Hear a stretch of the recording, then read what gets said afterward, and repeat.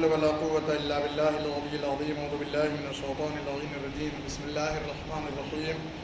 رب اشرح لي صدري ويسر لي أمري واحلل عقدة من لساني يفقهوا قولي. الحمد لله رب العالمين بارئ الخلائق أجمعين. الصلاة والسلام على أشرف الأنبياء وأفضل المرسلين سيدنا ونبينا وحبيب قلوبنا وطبيب نفوسنا وشفيع ذنوبنا مولانا ومولى الثقلين جد الحسن والحسين أبي القاسم المصطفى محمد وعلى أهل بيت الأطيبين الأطهرين الأكرمين الذين عذب الله عنهم الرجس وطهرهم تطهيرا.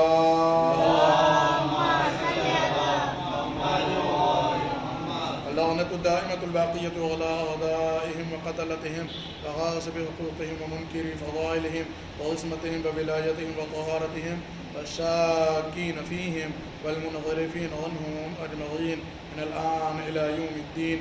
أما بعد فقد قال الله العلي الحكيم في القرآن الكريم وهو أصدق القائلين وقوله الحق. بسم الله الرحمن الرحيم. إنا أعطيناك الكوثر فصل لربك وانحر إنا شانئك هو الأبتر. صلوات ارشاد فرمائیے بر محمد اور اللهم صل على محمد وآل محمد. ماہ مبارک شعبان ہے جس کو اللہ نے عظیم اور معظم قرار دیا ہے. یہ مہینہ خوشیوں کے مناسبات کا مہینہ ہے اور اسلامی 12 مہینوں میں ماہ شعبان ہی وہ اکلوتا اور اکیلا مہینہ ہے کہ جس میں صرف خوشیوں کی مناسبتیں ہیں، غم کی کوئی مناسبت یا شہادت کی کوئی تاریخ نہیں ہے. اسی طریقے سے ماہ محرم الحرام کہ جس میں اللہ نے ساری غم کی تاریخیں رکھی ہیں، کوئی مسرت اور خوشی کی تاریخ نہیں. اور اللہ نے بنیادی طور پر ان دونوں مہینوں کو حسین اور حسین کے اصحاب و انصار سے مخصوص رکھا ہے. چاہے وہ ماہ محرم ہو، اسے بھی اللہ نے جناب امام حسین اور ان کے اصحاب اور انصار سے مخصوص رکھا ہے.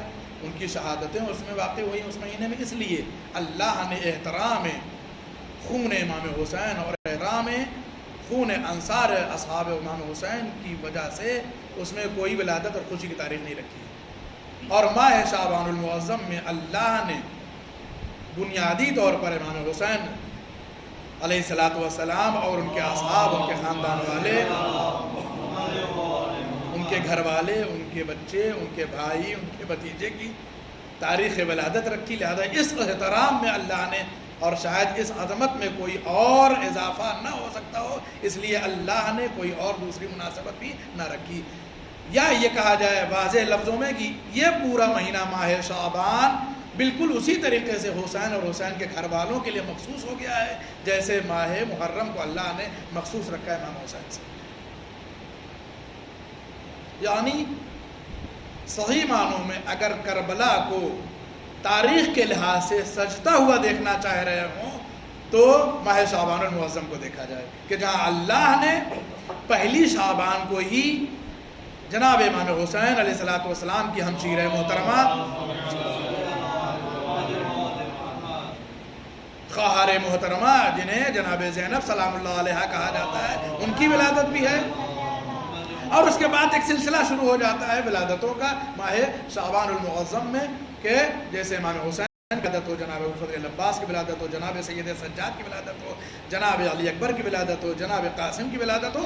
اور اس کے بعد جو ہے مثلا آگے جا کر کے اور ولادتیں ہیں جیسے ہمارے آخری امام عصر والزمان عجل اللہ تعالیٰ فرجہ الشریف.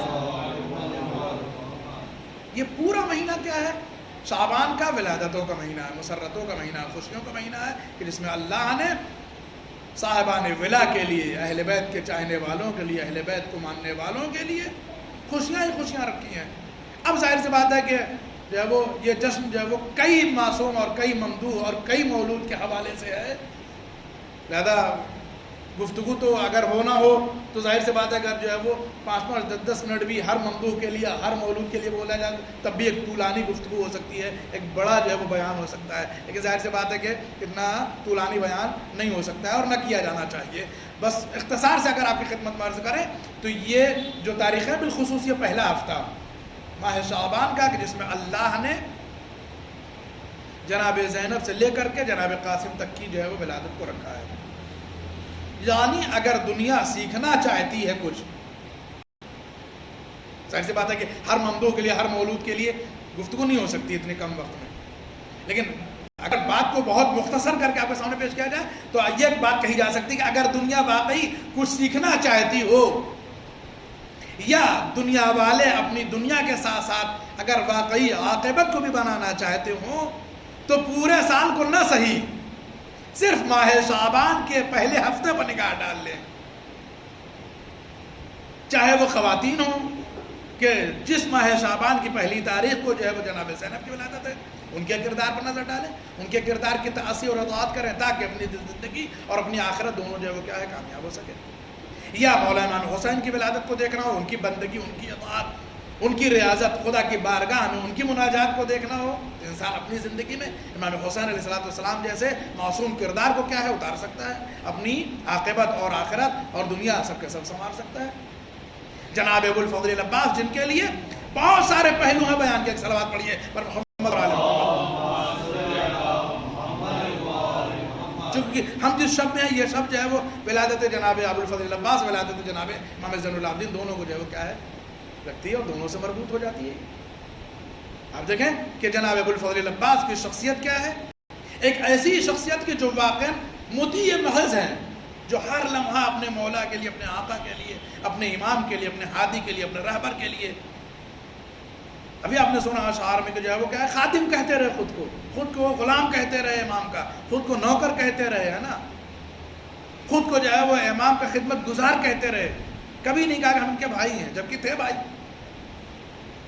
اطاعت امام کا عالم یہ ہے کہ امام کو کہنے کی ضرورت نہیں پڑتی تھی جناب الفضل العباس سے، اشارے سمجھتے تھے جناب الفضل العباس امام حسین کے، ابرو کے اشارے، آنکھوں کے اشارے، منشا سمجھتے تھے امام کی کہ امام کی منشا کا اطاعت کا یہ معیار ہے جناب الفضل العباس۔ اطاعت یعنی اپنے کو جھکا دینا، اپنے کو وقف کر دینا، اپنے کو کیا ہے کسی کے لیے پوری طریقے سے پیش کر دینا، اپنے سر کو، اپنے وجود کو، اپنی ذات کو پوری طریقے سے کسی کے لیے کیا ہے بھرپور طریقے سے سرنڈر کر دینا، اس کو کہتے ہیں اطاعت، اور وہ اطاعت محض ہے جو جناب الفضل العباس میں دکھائی دیتی ہے کہ ہر لمحہ زندگی کا اطاعت امام حسین میں ہے۔ اب آپ سوچ سکتے ہیں کہ جو ابو الفضل العباس اپنے امام کی اطاعت میں اس طریقے سے جو ہے وہ تسلیم ہو رہے ہیں، اس طریقے سے اپنے آپ کو خم کیے ہوئے ہیں، وقف کیے ہوئے ہیں امام کی اطاعت کے لیے، سوچئے کہ جو عباس امام کی اطاعت کو اتنی اسلوبی سے اور اتنی خوش اسلوبی سے ادا کر رہے ہوں، ایسے مطیع محض ہوں، تو سوچئے وہ اپنے خدا کے لیے کیسی اطاعت کر رہے ہوں گے، وہ اپنے خدا کے لیے کیسے اپنی ذات کو وقف کر رہے ہوں گے۔ اس کا مطلب یہ ہے کہ جناب ابو الفضل العباس دنیا والوں کو یہ بتانا چاہ رہے ہیں کہ جو اطاعت خدا ہے وہی اطاعت امام ہے، اور اگر واقعی کامیابی چاہتا ہے انسان تو اسے اطاعت خدا کے میدان میں بھی اسی طریقے سے آگے رہنا چاہیے جس طریقے سے اطاعت امام کے میدان میں آگے ہے، اور اطاعت امام ہی صحیح معنوں میں اطاعت خدا بھی ہے۔ اب بہت سارے فضائل ہیں جناب مولا ابو الفضل العباس کے، یقیناً جس کا موقع نہیں ہے، لیکن ایک بات کی طرف اشارہ کر دیں، ہم لوگ نماز پڑھتے ہیں، ہم لوگ جو ہے وہ دعا کرتے ہیں، اور ہم لوگ جو ہے ریاضت اور بندگی جس حد تک بھی ممکن ہے، جیسی بھی ٹوٹی پوٹی عبادتیں ہیں وہ اللہ کی بارگاہ میں اگر موقع مل جاتا ہے تو آ کر کے کیا انجام دے لیتے ہیں۔ ان ساری عبادتوں، اطاعتوں اور بندگیوں میں سب سے بڑی عبادت اور اطاعت کا نام ہے نماز، ہے نا، سب سے بڑی اطاعت اور بندگی کا نام ہے نماز، جو اللہ کی بارگاہ میں پڑھی جاتی ہے، جس کی توفیق جو ہے وہ کیا ہے ہر کسی کو نہیں حاصل ہوتی ہے کہ وہ پڑھ بھی سکے۔ ظاہر سی بات ہے کہ اللہ کی اطاعتوں میں سب سے بڑی اطاعت کا نام ہے نماز، وہ نماز کہ جس کے لیے قرآن، جس کے لیے روایات و آیات و احادیث و بیانات معصومین علیہ السلام نے بارہا یہ کہہ کے اس نماز جیسی اطاعت کی منزلت اور اس کی حیثیت اور اہمیت کو بڑھا دیا ہے کہ اگر نماز قبول ہے تو سارے اعمال قبول ہیں، اگر اللہ کی بارگاہ میں نماز ناقابل قبول ہو گئی، رد کر دی گئی، تو ساری عبادتیں ہماری کیا ہے؟ رد کر دی جائیں گی۔ اب آپ جناب ابوالفضل العباس کی اطاعت اور ان کی بندگی اور ان کے پیروی کا ایک نمونہ دیکھیے کہ اللہ نے اطاعت محض اور پیروی محض کرنے کے بنا پر انہیں کیا صلہ دیا اس دنیا میں۔ آخرت میں جو صلہ ہے اس کے لیے احادیث موجود ہیں، اس پر پہلے ہم گفتگو کر چکے ہیں۔ جناب امام جعفر صادق علیہ السلام سے بھی یہ حدیث منقول ہے، جناب امام زین العابدین علیہ السلام سے بھی یہ حدیث منقول ہے، جہاں ان دونوں امام نے فرمایا کہ آخرت میں جناب ابوالفضل العباس کا یہ مرتبہ ہوگا۔ البتہ پورے کلمات وہی، حدیث کے صرف ایک لفظ بدلا ہے۔ امام نے فرمایا کہ ایک حدیث میں یہ ہے کہ جناب ابوالفضل العباس کا مرتبہ قیامت میں وہ ہوگا کہ انبیاء جناب ابوالفضل العباس کے مرتبے کو، مقام کو، منزلت کو دیکھ کر کے اللہ کی بارگاہ میں ہاتھ ملیں گے اور کہیں گے اے میرے معبود، جو مرتبہ تو نے عباس کو دیا ہے وہی مرتبہ کاش مجھے بھی دیتا تھا۔ کون؟ انبیاء۔ سوچیے آپ، نبی۔ یہ جناب امام ابوالفضل العباس کی جو ہے وہ کیا ہے؟ اطاعت کا ایک نمونہ ہے آخرت میں جو مقام مرتبہ ملا۔ اس کے علاوہ جو دوسری حدیث اس میں بھی یہی سارے کلمات ہیں، لیکن وہاں پر انبیاء کی جگہ پر کیا ہے؟ اولیاء ہے، کہ وہاں پر جو انبیاء کے ولی ہیں وہ سب اللہ کی بارگاہ میں غبطہ کریں گے۔ غبطہ کریں گے نہیں، ہاتھ ملیں گے کہ کاش یہ مقام ہم کو بھی مل جاتا جو اللہ نے عباس کو دیا۔ یہ مقام کیوں دیا اللہ نے؟ اطاعت کی بنا پر، اپنے امام کی اطاعت کی بنا پر، اپنے ہادی اور راہبر کی اطاعت کی بنا پر، اپنے خدا کی اطاعت کی بنا پر اللہ نے یہ انہیں مقام و مرتبہ دیا ہے۔ بہت سارے مناظر ہیں اطاعت کے، وہ آپ کے سامنے نہیں عرض کرنا ہے، لیکن اللہ نے یہ آخرت میں مقام دیا، دنیا میں جو مقام دیا اس کی طرف سن لیجئے، گفتگو تمام ہو جائے۔ وہ ایک مقام جو اللہ نے جناب ابوالفضل العباس کو اس دنیا میں دیا ہے، سب سے اہم ترین عبادت، سب سے افضل ترین عبادت جسے نماز کہا جاتا ہے، اس نماز کا تعلق جناب ابوالفضل العباس سے بھی ہے۔ اس نماز میں جناب ابوالفضل العباس کی شمولیت ہے، ان کے فضائل کا ایک گوشہ ہے۔ وہ کیا ہے؟ آپ اور ہم نماز کو شروع کرتے ہیں بسم اللہ الرحمن الرحیم سے الحمد پڑھنے کے لیے، ٹھیک ہے، نیت کے بعد، اور اس کے بعد یہ نماز ختم کہاں ہوتی ہے؟ بولیے، تشہد اور سلام کے اوپر۔ سلام میں ہم کیا پڑھتے ہیں؟ السلام علیکہ ایھا النبی ورحمۃ اللہ وبرکاتہ۔ اس کے بعد السلام علینا وعلی عباد اللہ الصالحین۔ احسنتم، جزاکم اللہ، خوب بولے آپ، السلام علینا وعلی عباد اللہ الصالحین۔ یہی گوشہ ہے جناب ابوالفضل العباس کی فضیلت کا، جو اللہ نے انہیں اطاعت محض اور مطیع محض کی بنیاد پر اس دنیا میں دیا ہے۔ ایسے تو بہت ساری فضیلت ہیں، لیکن نماز کے پس منظر میں ایک گوشہ یہ بھی ہے فضیلت جناب ابوالفضل العباس کا۔ کیا مطلب ہے یہ اس کا ہوا؟ اے اللہ کے نبی، آپ کے اوپر ہمارا سلام ہو۔ پہلے فقرے کا تو مطلب یہ ہے۔ دوسرے فقرے کا السلام علینا، اور پھر کیا ہے؟ بندہ نماز پڑھنے والا اپنے اوپر سلامتی بھیجتا ہے، علینا یعنی ہمارے اوپر۔ پہلے تو یہ کہ نبی کو سلام کرتا ہے، السلام علیکم ایھا النبی ورحمۃ اللہ وبرکاتہ، اے نبی خدا آپ کے اوپر جو ہے وہ سلام ہو اور اللہ کی رحمت ہو۔ پھر اس کے بعد السلام علینا، بندہ نمازی جو ہے کیا ہے؟ اپنے اوپر بھی اللہ سے دعا کرتا ہے، کس کی؟ سلامتی کی، کہ ہمارے اوپر بھی سلام ہو۔ اس کے بعد وعلی عباد اللہ الصالحین، اور ان کے اوپر بھی درود اور سلام اور رحمت ہو کہ جو اللہ کے نیک اور صالح بندے ہیں، اللہ کے جو نیک اور صالح بندے ہیں۔ صالح یعنی وہی مطیع محض، اللہ کی بارگاہ میں، امام کی بارگاہ میں اپنے آپ کو وقف کر دینے والے لوگ، وہی لوگ کہ جنہوں نے اطاعت امام میں، عبادت امام میں، اطاعت خدا میں، اطاعت رسول میں اپنے آپ کو پوری طریقے سے کیا ہے؟ وقف کر دیا تھا۔ انہی کے لیے اپنے آپ کو پوری زندگی کے لیے انہی کے لیے بنا دیا، اسے کہا جاتا صالح۔ اب صالحین سے جناب ابوالفضل العباس کا کیا ربط ہے؟ اگر آپ علماء سے پوچھیں کہ اللہ کی طرف سے ائمہ نے، معصومین نے جناب ابوالفضل العباس کے خطاب اور القاب کیا کیا طے کیے ہیں؟ جناب ابوالفضل العباس کے بہت سارے القاب ہیں، جیسے ان کو قمر بنی ہاشم کہا جاتا ہے نا، جہاں ان کو جری کہا جاتا ہے، غازی کہا جاتا ہے، علمدار کہا جاتا ہے، سقائے حرم اور سقائے سکینہ کہا جاتا ہے نا، انہیں جو ہے وہ کیا نافذ البصیرہ کہا جاتا ہے۔ ان کے اور بہت سارے خطابات و القاب ہیں۔ ایک لقب ان القاب میں ایک لقب اور بھی ہے، وہ لقب ہے عبد صالح کا، کہ جو معصوم نے امام نے جناب الفضل العباس کے لیے وقف کیا، وہ کیا؟ عبد صالح، یعنی اللہ کا انتہائی نیک اور اللہ کی بارگاہ میں مطیع محض رہنے والا بندہ۔ اب آپ متوجہ ہوئے کہ جو نماز میں سلام پڑھا جاتا ہے وہ کیا ہے؟ السلام علینا وعلی عباد اللہ الصالحین، ہمارے اوپر بھی سلام ہو اور ان اللہ کے نیک بندوں کے اوپر بھی سلام ہو کہ جو صالح ہیں، جو واقع مطیع محض ہیں، یعنی اللہ کے نیک بندوں پر جب جب بھی سلام کیا جائے گا، جب جب بھی اللہ کی بارگاہ میں اللہ کے نیک بندوں کے لیے درود اور رحمت کا انسان تقاضا کرتا رہے گا، اس درود اور رحمت پروردگار میں جناب ابو الفضل العباس بھی شامل ہیں۔ اور یوں تو دنیا میں سب کے لیے کہا گیا ہے کہ وہ صالح ہو سکتے ہیں، لیکن مخصوص اگر کسی کا لقب ہے عبد صالح تو وہ جناب ابو الفضل العباس کا ہے۔ اس کا مطلب یہ ہے کہ جو جناب ابو الفضل العباس کا صالحین کے درجے میں مقام ہے وہ کسی اور کا نہیں ہے۔ عبد صالح آپ کا واضح لقب ہے، بالکل ظاہر ہے اور مشہور لقب بھی ہے کہ آپ کو بہترین خدا کا بندہ کہا گیا ہے، نیک خدا کا بندہ کہا گیا ہے۔ اب آپ سوچئے کہ جب بھی نمازی نماز پڑھتا ہے، تشہد کے بعد جب سلام کرتا ہے تو اس سلام میں جہاں صالحین کو شامل کیا گیا ہے، ان صالحین کی فہرست میں اگر کوئی سب سے اہم کردار اور ذات ہے وہ جناب ابو الفضل العباس کی ہے کہ دنیا کا ہر نمازی چاہتے ہوئے بھی چاہے متوجہ ہو اس جملے کی طرف یا نہ ہو، وہ جناب ابو الفضل العباس کے لیے سلام اور رحمت کی دعا اللہ سے ضرور کرتا ہے۔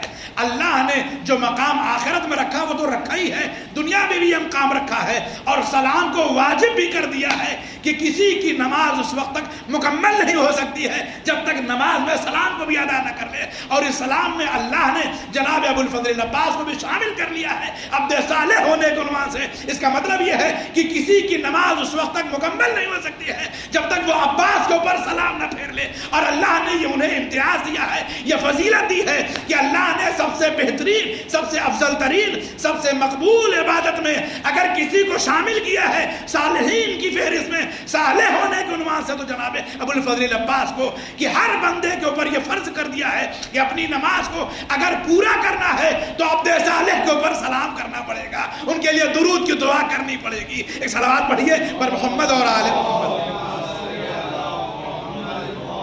ایک بہترین گوشہ ہے جناب ابو الفضل العباس کی منزلت کا، ان کے وقار کا، ان کی فضیلت کا کہ وَعَلَىٰ عِبَادِ اللَّهِ الصَّالِحِينَ میں جناب الفضل العباس عبد صالح ہو کر کے کیا ہے شامل ہے۔ دنیا کا ہر نمازی خواستہ نہ خواستہ، چاہے نہ چاہے، اس کی زبان سے جب بھی سلام کا فقرہ ادا ہوگا نماز میں تو جناب ابو الفضل العباس شامل ہے۔ اب آپ سوچئے جب تک نماز باقی ہے، جب تک نمازی باقی ہے تب تک جناب ابو الفضل العباس کے اوپر اللہ کی بارگاہ میں سلامتی اور رحمت کی دعا ہوتی رہے گی۔ ایک صلوات اور پڑھیے بر محمد اور آل محمد۔ تو اسی طریقے سے آج مثلا جو وہ شب ہے ولادت جناب امام زین العابدین علیہ السلام کی بھی، کہ اللہ نے آپ کو عبادت کرنے والوں کی زینت قرار دیا ہے۔ عبادت کرنے والے بہت سارے لوگ، لیکن ان عبادت گزاروں میں اسی لقب کے ساتھ، جلدی سن لیجئے، اسی لقب کے ساتھ امام کو میدان محشر میں بلایا جائے گا۔ سنیں آپ روایت، بہت جلدی سن لیجئے، بہت مختصر سی روایت ہے، بہت ساری باتیں، ظاہری باتیں ساری باتیں نہیں ہو سکتی ہیں جب وہ کسی بھی ایک معصوم کی زندگی سے۔ کہتے ہیں کہ جب میدان محشر برپا ہوگا، دنیا کے ساری مخلوقات وہاں اکٹھا ہوں گی، سب لوگ وہاں جمع ہوں گے، وہاں جو ہے وہ اس وقت قدرت کی آواز آئے گی، اینا زین العابدین، عبادت کرنے والوں کی زینت کہاں ہے؟ سنیے گا روایت کیا کہتی ہے، اتنے بڑے بڑے نبی، امام، اولیاء، اوصیاء، یہ سب وہاں موجود، علماء سب موجود ہوں گے وہاں، بڑے بڑے عبادت ہوں گے نا، سب ہوں گے وہاں پر۔ آواز آ گیا، اینا زین العابدین کہاں ہے؟ عبادت گزاروں کی زینت کہاں ہے مجمع میں؟ پوچھئے روایت کیا کہتی ہے؟ روایت کہتی ہے کہ پورا مجمع وہاں ہوگا، پوری دنیا کے مخلوق وہاں ہوگی۔ اچھا، عبادت کرنے میں ہم ہی نہیں ہے، بلکہ قرآن کی آیت موجود ہے کہ اللہ نے جتنی چیزیں پیدا کی ہیں سب اس کی عبادت کرتی ہیں، تو یہ سب وہاں موجود ہوں گے قیامت میں۔ آواز آئے گی کہ جب وہ عبادت کرنے والوں کی زینت کہاں ہے؟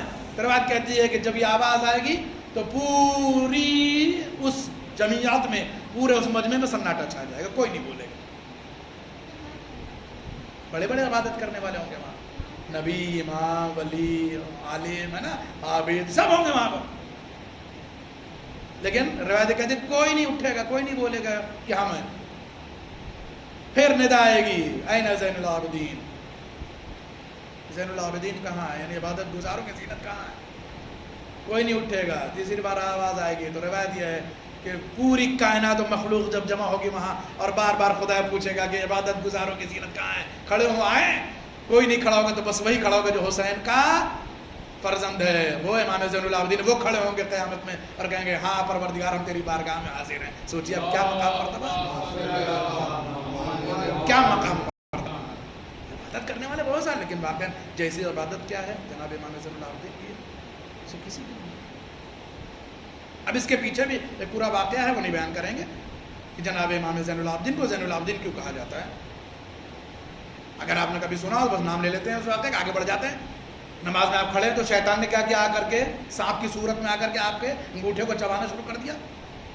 ڈسا نہیں، خالی چبایا ہے. سن لیجیے آپ، ایک بار جو ہے وہ کیا ہے، خالی زہر پھینکنا وہ الگ چیز ہوتی ہے، لیکن روایت میں کہ آپ کے انگوٹھے کو چبایا ہے شیطان نے، جو صورت میں آیا تھا کس کی؟ سانپ کی. سوچئے کسی کا جو ہے وہ کیا ہے، پیر کا انگوٹھا سانپ چبانے لگے اور وہ اللہ کی اطاعت میں ایسا مہو ہو، اسے پتہ چلے کہ کیا ہو رہا ہے اور کیا ہوا. یہ شیطان ایسا کیوں کر رہا تھا پتہ ہے؟ ایسا کر رہا تھا اس لیے کہ تاکہ امام کے ذہن کو بھٹکا سکے اللہ کی اطاعت سے اور عبادت سے. لیکن جب اس نے دیکھا کہ امام متوجہ نہیں ہوئے زخم کی طرف، درد کی طرف اور چبانے اور کاٹنے کی طرف، زہر کی طرف، کیا امام متوجہ نہیں ہوئے، تو اسی کو اللہ نے زبان دی. اس نے کہا کہ جو ہے وہ یہ واقعی جو ہے وہ کیا ہے، عبادت کرنے والوں کی زینت ہے کہ جس کو اللہ نے ایسا مقام و مرتبہ دیا کہ عبادت اور اطاعت میں ایسا محو ہو گیا ہے کہ ہم نے اس کا انگوٹھا بھی چبا لیا مگر اس نے اف تک نہ کیا، متوجہ بھی نہیں ہوا. آپ سوچئے کہ جناب الفضل عباس کے ساتھ ساتھ جناب امام زین العابدین کا مرتبہ کیا ہے. یہ وہ لوگ ہیں کہ جن سے کربلا سجنے والی ہے. جناب قاسم ہے، جناب علی اکبر ہے، ان سب کی ولادت جو ہے وہ اسی ایک ہفتے میں ہے. ٹھیک ہے، یہ سب کے سب کیا ہیں، کربلا والے ہیں، کربلا سجانے والے ہیں. واقعی اگر کربلا کو سمجھنا ہے کسی کو تو ان کی حیات، ان کی زندگی کو پڑھا، ان کے کردار کو دیکھیں. یہ سب کے سب متوجہ محض ہے امام کی، سب کی اطاعت، جناب علی اکبر کی اطاعت ہو، جناب قاسم کی اطاعت ہو، ان کی خوبصورتی ہو، ان کی خوبصورتی کے ساتھ ساتھ جو ہے وہ کیا ہے، ان کی پاکیزگی زندگی کی. دیکھیے آپ آج ہمارے معاشرے میں یہ ہوتا ہے، بس یہ آخری بات ہے، بہت ساری باتیں چھوڑ دیتے ہیں. آج ہمارے زمانے میں یہ ہوتا ہے کہ جو جتنا بڑا خوبصورت وہ اتنا بڑا بدکار. آج ہمارے زمانے میں یہ ہے کہ خوبصورتی بک رہی ہے نا، خوبصورتی بک رہی ہے، خوبصورتی خریدی جا رہی ہے، بیچی بھی جا رہی ہے، خریدی بھی جا رہی ہے. دنیا کا سب سے بڑا اگر کوئی جو ہے وہ اسکیم یا اسکینڈل آپ کہہ لیجیے تو وہ کیا ہے، خوبصورتی ہے آج. اور آپ اس کو اچھے سے سمجھ سکتے ہوں گے، آج دنیا میں سب سے زیادہ جو ہے وہ کیا ہے، پیسہ جو لگا ہے مارکیٹ میں دنیا کے، وہ کاسمیٹک پہ لگا ہے. آپ تعجب کریں گے اس چیز کے. دنیا میں سب سے زیادہ اگر کہیں انویسٹ ہو رہا ہے تو کاسمیٹکس پہ ہو رہا ہے، کہ خوبصورتی کے لیے لوگوں کو کیا ہے، میک اپ کرنا ہے، اپنے کو اچھا دکھانا ہے. بڑی بڑی جو ہے وہ کمپنیاں اس میں لگی ہوئی ہیں، سب سے زیادہ پیسہ. اور اسی طرح خوبصورت جسم کے اوپر پیسے لگ رہے ہیں، لوگ بیچ رہے ہیں خوبصورتی، لوگ خرید رہے ہیں خوبصورتی. دنیا میں یہ دیکھنے میں آتا ہے کہ جو جتنا بڑا خوبصورت ہو اتنا بڑا بدکار ہے. کم لوگ ہیں کہ جو عفت بچاتے ہیں، کم لوگ ہیں کہ جو اپنی پاکیزگی کو بچاتے ہیں اپنی خوبصورتی کے باوجود. جناب علی اکبر، جناب قاسم کی خوبصورتی آپ سوچ سکتے ہیں کیسی خوبصورتی. جناب قاسم کے لیے تو ہے نا روایت میں کہ جب آپ نکلے ہیں میدان کے لیے، بس آخری بات، نکلے ہیں میدان کے لیے تو ظالم جو ہے وہ دشمن نے کہا کہ جو ہے وہ ایسا بچہ جو ہے وہ خیمے سے برآمد ہوا جیسے 14ویں کا چاند، اتنا خوبصورت. لیکن خوبصورتی 14ویں کے چاند کی مثال جس کی خوبصورتی سے دی جا رہی تھی، اس کے کردار کا آپ دیکھیے تو کہیں کوئی داغ نہیں ہے. اس کا مطلب یہ ہے کہ خوبصورتی کو کیا ہے، عفیف و پاکیزہ بھی بنایا جا سکتا ہے، اسے باعفت رکھا جا سکتا ہے، اسے سنبھالا جا سکتا ہے. جناب علی اکبر کی خوبصورتی کسے نہیں معلوم ہے؟ یا جناب عباس جن کی ولادت کی تاریخ آج تھی، قمر بنی ہاشم کہا جاتا ہے، یعنی بنی ہاشم سب خوبصورت ہے. بنی ہاشم کو اللہ نے ساری صفات و خصوصیات دی تھی. ایک خصوصیت یہ بھی کہ بنی ہاشم کیا خوبصورت ہوتے تھے، بنی ہاشم سب سے خوبصورت ہوتے تھے، وجیہ، ان کا حسن جو ہے وہ مشہور ہوتا تھا بنی ہاشم کا. لیکن ان بنی ہاشم میں سینکڑوں لوگ ہیں بنی ہاشم میں، لیکن جناب ابو الفضل العباس کو تنہا قمر بنی ہاشم کہا گیا. آپ سوچ سکتے ہیں کہ جہاں سب خوبصورت ہوں وہاں ایک کو کہا جائے کہ یہ بنی ہاشم کا چاند ہے. اس کی خوبصورتی آپ سوچ سکتے ہیں. لیکن کردار دیکھیے, دنیا کی سب سے بہترین خوبصورتی ہونے کے باوجود کردار بالکل کیا ہے, پاکیزہ ہے. جناب الفضل العباس کے ساتھ ساتھ جناب علی اکبر کے لیے خوبصورتی سنا مشہور واقعہ ہے, بس اشارہ کر کے آگے بڑھ جاتے ہیں, بات تمام. جناب علی اکبر کو خوبصورتی کہتے ہیں کہ جب نکلتے تھے اپنے بیت الشرف سے, اپنے گھر سے جب نکلتے تھے, بازار کی طرف کبھی جاتے تھے یا مسجد کی طرف جاتے تھے, تو اس دوران جتنی دکانیں ہوتی تھیں, جتنے دکاندار ہوتے تھے, جتنے خریدار ہوتے تھے, یہ سب جو ہے وہ کیا ہے, دکانداروں کے لیے لکھا ہے تاریخ نے کہ اپنی دکانیں بند کر دیتے تھے, اپنے کاروبار کو بھول جاتے تھے. خریدار یہ بھول جاتا تھا کہ وہ خریدنا کیا تھا. کیوں؟ اس لیے کہ اس کے چہرے, اس کی نظر جو ہے وہ چہرے علی اکبر پہ جاتی تھی, تو وہ سب کچھ بھول جاتا تھا کہ ہم کیا کرنے آئے تھے. وہ خوبصورت ان کے چہرے پر نظر جا کر رک جاتی تھی کہ اللہ نے کتنا حسین و جمیل بنایا, کتنا خوبصورت بنایا ہے, کیسا چہرہ ہے, کیسا نقش ہے. آپ سوچ سکتے ہیں کہ کردار کتنا بلند تھا. ویسے ہی جیسے جسم خوبصورت ہے ویسے روح خوبصورت ہے. جیسے ان کا جسم جو ہے وہ کیا ہے, حسین و جمیل تھا, ویسے ان کا کردار جو ہے وہ حسین ہے. جیسے ان کی جو ہے وہ زندگی خوبصورت, ویسے ان کی عاقبت خوبصورت ہے. اسی لیے یہ لوگ کربلا کے لیے مخصوص کیے گئے, اسی لیے لوگ کربلا کے منتخب کیا گئے. کربلا جو کیا ہے, حسن کی تاریخ ہے. کربلا جو ہے وہ حسن سیرت اور حسن کردار, حسن زندگی کی تاریخ ہے. اس لیے امام حسین علیہ السلام نے ایسے لوگوں کو منتخب کیا کہ جو قمر بنی ہاشم ہو, جسمانی لحاظ سے بھی اور روحانی اعتبار سے بھی قمر بنی ہاشم.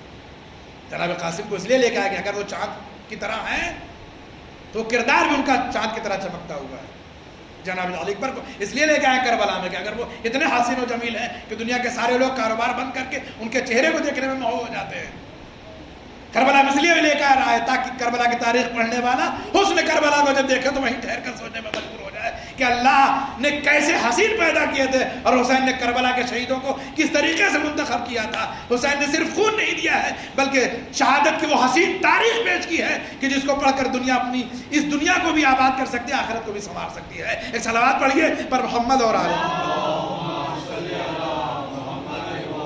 بس گفتگو تمام ہو گئی. آئیے اللہ سے اس مبارک شب میں, اس مبارک ہفتے میں, اس مبارک مہینے میں, اس مبارک جشن میں, اس مبارک مقام پر دعا کرتے ہیں کہ معبود شہدائے کربلا بالخصوص جن کی ولادت کی تاریخیں موجود ہیں, جو ہفتہ ہم لوگ گزار رہے ہیں, معبود اس ہفتے میں جو بھی مولود اس دنیا میں آئے ہیں وہ متبارک اور وہ مبارک شخصیت ہے کہ جس کو تو نے اپنی طرف سے منتخب کر کے بھیجا ہے, جو کربلا کے چمکتے ہوئے ستارے ہیں. معبود ہماری عبادت قبول فرما, ان کے وسیلے سے معبود ہمارے مریضوں کو شفایا فرما, ہمارے مرحومین کی مغفرت فرما. جن لوگوں نے ہم سے دعا کی التماس کے معبود ان کی دعاؤں کو قبول فرما. معبود تجھے واسطہ محمد اور آل محمد کا اس ذکر خیر کا واسطہ ہے, ذکر مقدس کا واسطہ ہے. ہمیں زیادہ سے زیادہ اعمال صالحہ کی توفیق کرامت فرما, ہمارے اعمال کو شرف قبولیت عنایت فرما. معبود تجھے واسطہ محمد اور آل محمد کا جہاں جہاں بھی مولا کے چاہنے والے ہیں, اہل بیت کے چاہنے والے ہیں, معبود ان کی جان و مال و ایمان و آبرو کی محافظت فرما. بالخصوص تجھے واسطہ محمد اور آل محمد کا جو لوگ مشکل میں ہیں, مشکلات کا شکار ہیں, معبود ان کی مشکلات کو دور فرما. جو لوگ قرض سے روبرو ان کے قرض کو ادا فرما. معبود تجھے واسطہ محمد اور آل محمد کا جو لوگ کسی طریقے کی مشکل میں گرفتار ان کی مشکل کو برطرف فرما. معبود تجھے واسطہ محمد اور آل محمد کا جو لوگ بھی حج و زیارات کے مشتاق ہیں ان کو حج و زیارات سے مشرف فرما. معبود تجھے واسطہ محمد اور آل محمد کے عطبات عالیات روزات مقدسات کو محفوظ فرما. علماء اعلام مراد کرام کی محافظت فرما. معبود ہماری دعاؤں کی فہرست بڑی طولانی ہے, سبھی دعا اہم ہے, لیکن اہم ترین دعا یہ ہے ہمارے زمانے کے امام, ہمارے صاحب ولی نعمت, ہمارے مولا اور آقا امام زمانہ کے ظہور میں تعدیل فرما. ہم سب کو ان کے مخلص اعوان و انصار میں شمار فرما. ربنا تقبل منا انك انت السميع العليم وتب علينا انك انت التواب الرحيم. بسم الله الرحمن الرحيم. اللهم كل وليك الحجة الحسن صلواتك عليه وعلى آبائه في هذه الساعة وفي كل ساعة وليا وحافظا وقائدا وناصرا ودليلا وعينا حتى تسكنه أرضك طوعا وتمتعه فيها طويلا.